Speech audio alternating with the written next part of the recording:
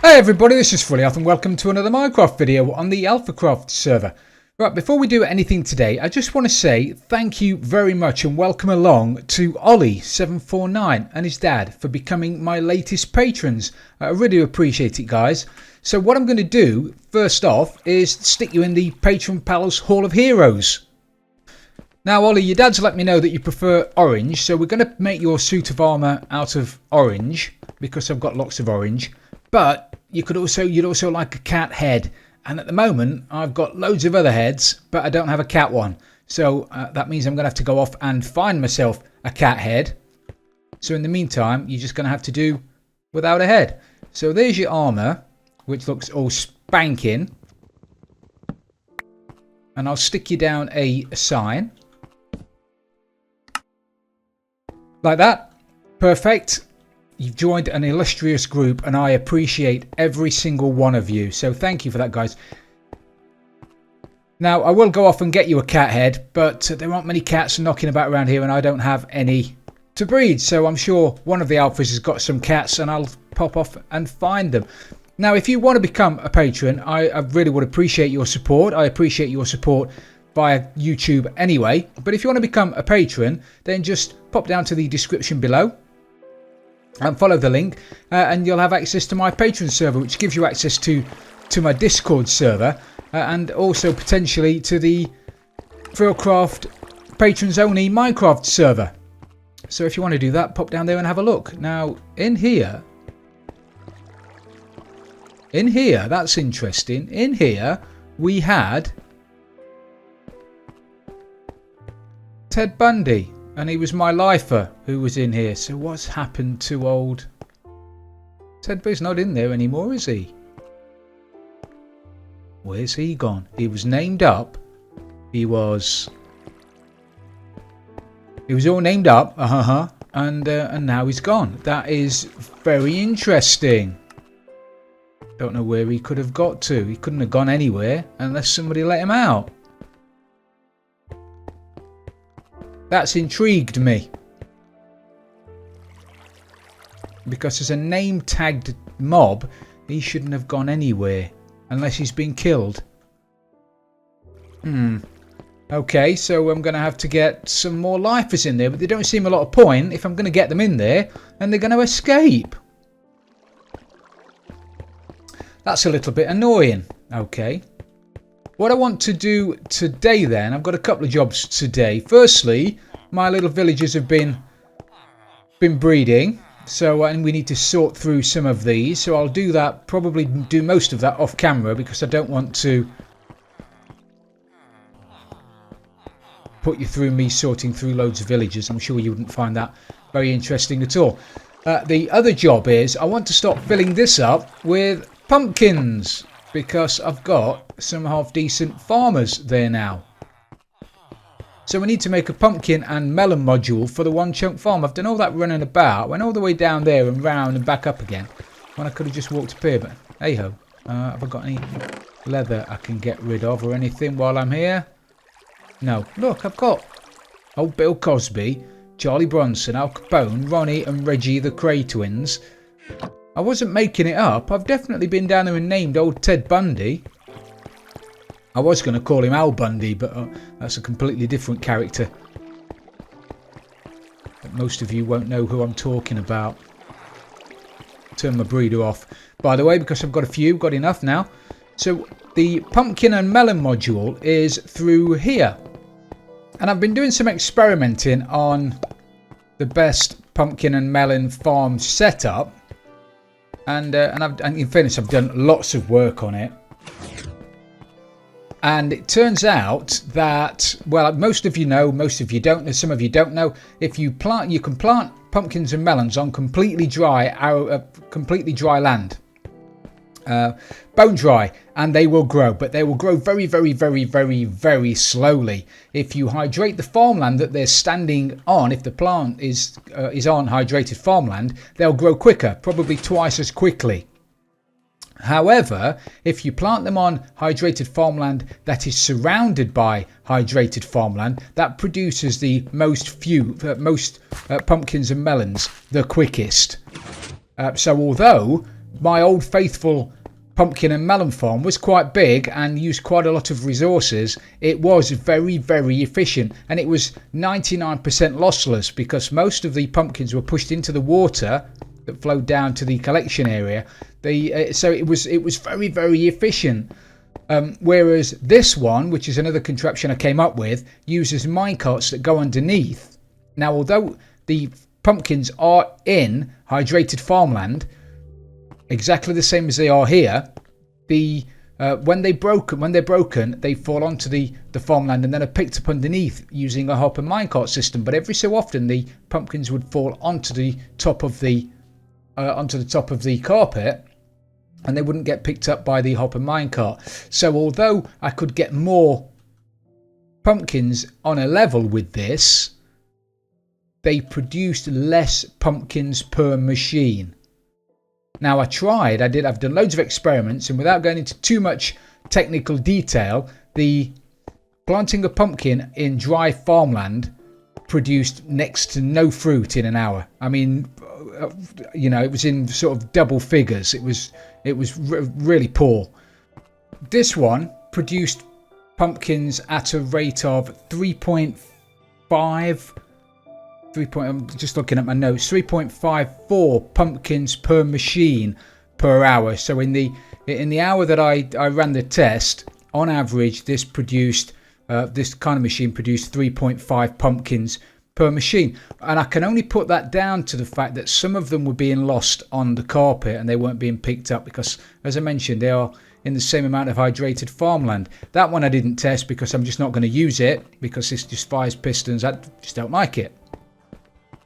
Whereas this one, Old Faithful, and this one, which was the new design I came up with, because it's slightly shorter and it means that I can put them sort of alternating. I can put one facing this way and then one facing this way, then one facing this way and one facing this way. And I could cram over twice as many machines onto a level of the pumpkin farm as I can with this one. But there's one major setback with this. I mean, the advantage being it's not as high. So for the same amount of machines in this level, that would take me one level, I would need to build two levels to get them to get the same amount of machines. This also uses less resources. That uses 2 sticky pistons. This only uses 1 sticky piston and 1 normal piston. So it's slightly cheaper on slime. The disadvantage being this one can be reset once a day. And every so often, and I know I'm not going to be able to show you now, but every so often a pumpkin will grow in front of the observer and it will be too quick for the observer to detect it. And the machine will jam, it'll break. Let's see if I can do it.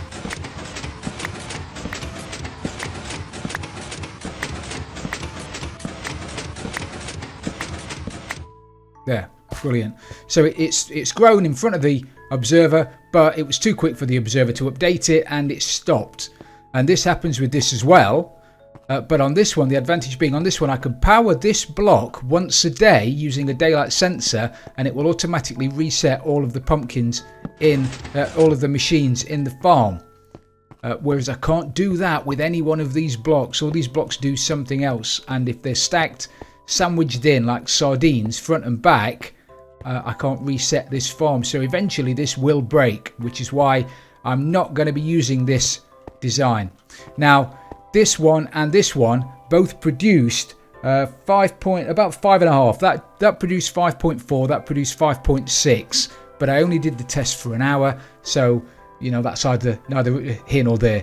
So I think we're going to stick with this one. So I'm going to start building that, grab some resources, going to start building that up there. I'll put a couple in, and then we'll have another shufty at it. So I've just put the first mechanism in. I thought I might as well knock a couple up with you guys watching. So in case you wanted to build it yourself in your survival world, there is a tutorial on my one chunk farming system, but we can do another one. So you need to start with an observer block facing backwards. So you want the detector bit, smiley face at the front. That's going to detect the pumpkin when it's grown. Then you want to grab yourself a couple of sticky pistons. Sticky piston there, sticky piston there. You want a block there and an observer with a block on top of it. that block at the bottom is going to get pushed forward and backwards using the sticky piston at the bottom. We want a block in there and a repeater on 2 ticks, and that's it. So although it's pretty resource intensive, I mean, observers aren't difficult. If you've got access to the nether, they're not difficult. If you've got access to a swamp, sticky pistons aren't difficult. And then anything that grows in front of the observer gets pushed straight out. Now here we're going to have water flowing off the front down to the collection area down the bottom, and obviously that's the chute down the center of my one chunk farm. I've blocked it off because if I left that open, whoa, I nearly looked straight at that dude then.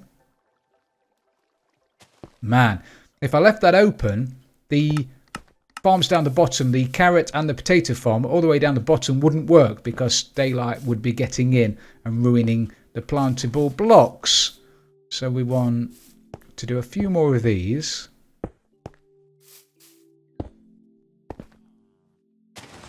Maybe want to stick a bit of lighting under there as I'm going. I don't have many lights left, do I? Probably don't need one every one. Like that, just there. That. Really simple to do. Now that's got to be on 2 ticks. If that was on 1 tick, that would spit the observer out and it would stop. It would leave the observer out the front. The farm would break. If it's on more than 2, if it's on 3 or 4, it creates a clock and it goes backwards and forwards and it won't shut off. By the same token, if you want to put lighting on here, don't put a jack-o'-lantern on this piston. If you put a jack-o'-lantern on the piston, it fires, it updates the piston via a standard block, not by quasi.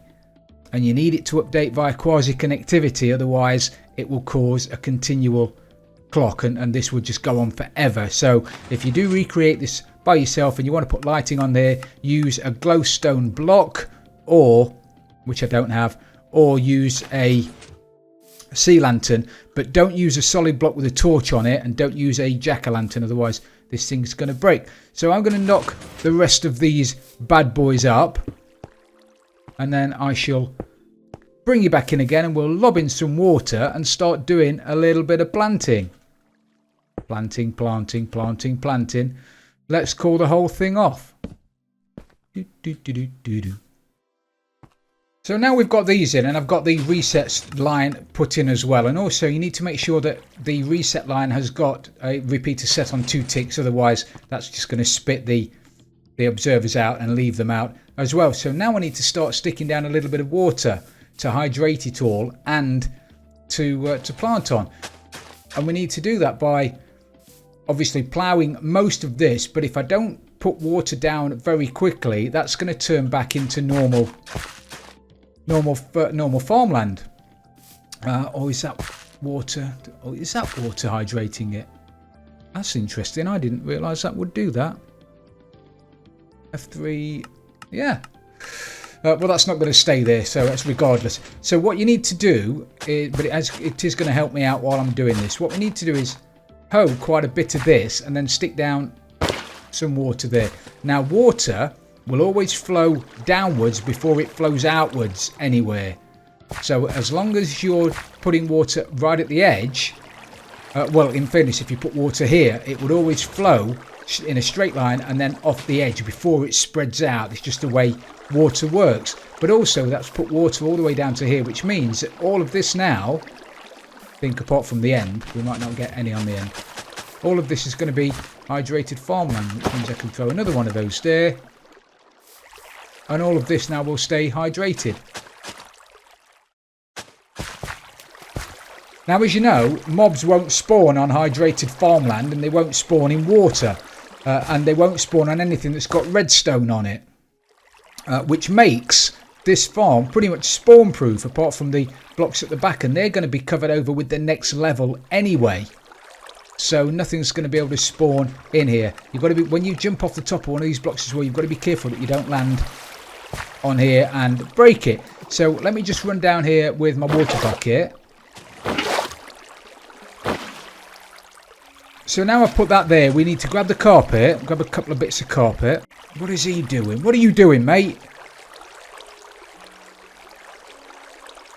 up to no good, that's for sure. And we're going to be planting the pumpkins. We can do that as well, actually. Planting the pumpkins here. But we don't want them growing onto that block. But as I mentioned over there, we do want it to remain hydrated, because that's going to give us the best rates. So in order to stop it from falling backwards, just have to put a bit of carpet there.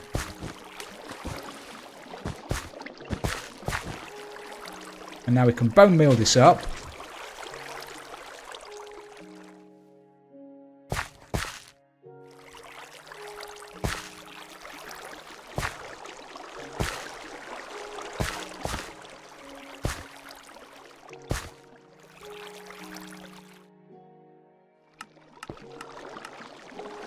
Oh man, what are you looking at? You never seen a geezer making a pumpkin farm before? Yeah, turn your back on me. Right, so that's this side done. So I need to do the same on the t'other side. So there it is. My wonderful pumpkin module for the one chunk farm, and I'll just stick. I was going to make a couple of these, but to be honest, I don't think I need them. I don't need that many. Oh, should I? I'm not short of a bit of space, am I? Now I've dug all this out. Maybe I will put another... Yeah, why not? I'll put another level of pumpkins on here. Or maybe I'll do a melon, then another pumpkin, then another melon. Yeah. Yeah, why not? So I'll do a pumpkin, then a melon, then a pumpkin, then a melon. And then we'll have one final look at it as we watch the fruit and veg come rolling in. Okay, so there it is. I've got pumpkins and then melons, then pumpkins and then melons. Now a bit of a schoolboy error. I'm doing that quite often lately. I built a couple of levels and then it became obvious to me. Oh, it became obvious to me that with the recent update, the fruit was flowing down there, but because it flows now on solid blocks really quickly, it was shooting across onto the other side and then floating up to the top, then shooting across and then floating up, then shooting across. So by the time I'd got the second level built, I'd got pumpkins just flying from one side to the other, and there weren't many falling down, and they were doing the same on this level. So I finished up having to rip out the fence gates, and I've had to put a line of glass panes all the way up to the top. I did want to do that with light grey so I couldn't see them, but I couldn't see them, so that was taking me forever, so I finished up using black instead. But I didn't want items falling through from the farms above and getting stuck on top. See the melons doing it there. Didn't want the items from the top getting stuck on the top of the pane, so down the very centre I've still had to put open fence gates. Hopefully that should be okay. But these guys seem to be now flowing to the middle and then falling down to the bottom, which is what I wanted. And I've checked the bottom, and the guys down here, oh yeah, there you go, look, melons. Fabulous. These guys still seem to be planting, so I've not messed their farms up any. Excellent. So this is brilliant. I mean, this stuff is going to be non-stop. Pumpkins. So the next thing to check would be to make sure, I don't know where I'm going now, to make sure the stuff's making its way to the chests. Oh.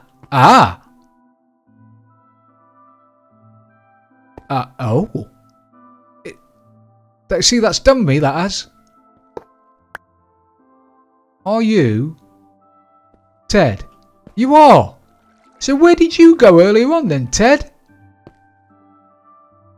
You had me all concerned, mate. Oh, now I've put that in the wrong place. Dagnabbit. And I can't get it, can I? I ain't going to be able to pick it up from there. I'm going to leave you. Ted's back. Oh, I didn't think he could despawn. Alright, so what have we got in here then? Look at that already. Already, nearly 3 stacks of pumpkins. And nearly 3 stacks of melon slices. So that is fantastic. That is brilliant. Right, I'm going to do a little bit of shufty, a little bit of sorting around here now, I think. And then we'll have a look at some of the trades when I've done them. But I've got to have a decent couple of trades in there, haven't I? And then we'll have a play. Is there anybody in there I don't want straight off the bat? There's got to be one, isn't there? There's a fisherman. So we want to kill them. Kill my fisherman.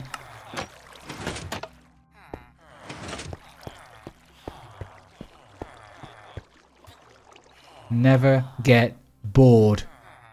If you raid a woodland mansion, don't kill these guys. They are awesome. Right, so I'll be back in a minute when we've got this into some kind of order. So I thought I could hear a thunderstorm, and clearly I can. So I thought I'd pop out and see if I could grab myself a couple of trident dudes.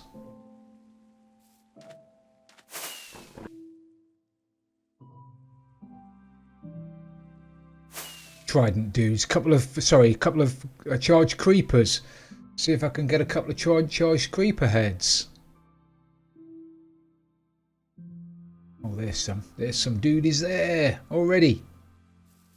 Very good. Hello, fellas.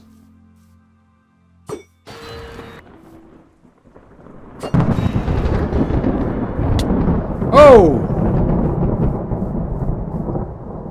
Oh, it's you. Oh, phantoms as well. I don't need phantoms. Will they be struck by lightning?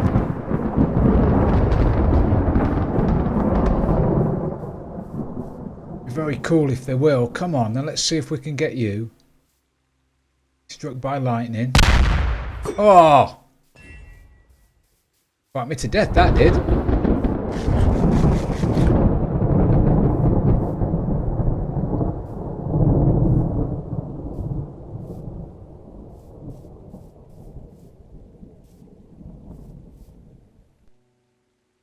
Oh, he's not going to do it. Look at that. Come on.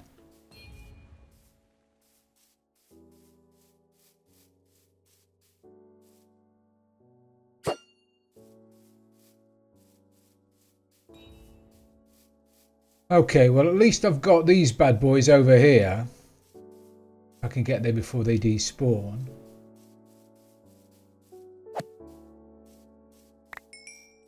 So at least I've got one charge creeper head. That could have been worse. Could have been better. I'm going to have this dude though.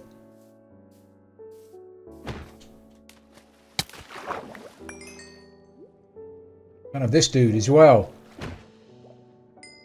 And this dude. Oh, maybe I won't have that dude. There you go, I had that dude as well. Charge creep ahead. Right, what was I doing? Oh yeah, I was doing that. Right, see you in a minute. Okay, so I've got rid of most of them. I've even got rid of a few librarians that were in here that were, well, they were never going to be very good, and that pleased Johnny no end. And what I'm left with is a few farmers down here. Still haven't got the best pumpkin trade. I think the best pumpkin trade is 8. And currently my best pumpkin trade, I believe, is this guy who's on a 9. But the best melon trade is a 7. And I've got a couple of guys with a pumpkin trade, with a melon trade of 7. Which is brilliant. And so far... So far, I've got pumpkins coming out of my ears. Let's put some of this stuff back again and grab a few pumpkins.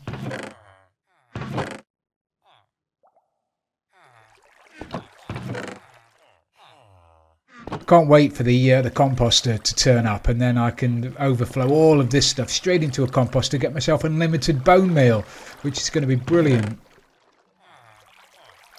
So how many emeralds can I get out of this bad boy? Is it you? Is it you? 9. Was it you or was it you? 9. Oh, it was you, wasn't it? It was you.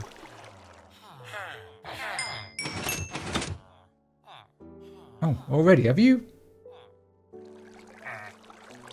Have you run out already? Come on, sir. You can do better than that. Oh, you've got to do better than that.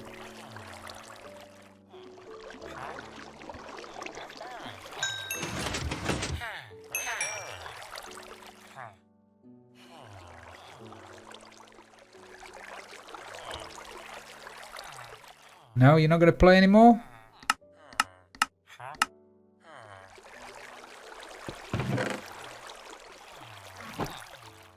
Don't talk to him, talk to me.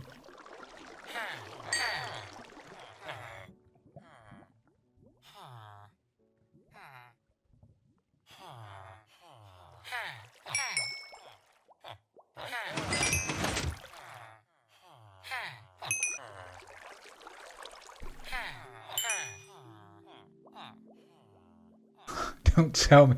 I am not. You're joking. I am not messing about with only a couple of pumpkin trades every time before you reset. That's just ridiculous. Anyway, so far out of that guy, 43 emeralds, which is not bad, and a few levels of XP. So I'm reasonably happy with that. But I am going to have to fill up. I don't want for this rubbish. Fill up with carrots and go and start my breeder again, because obviously I'm going to need some more villagers.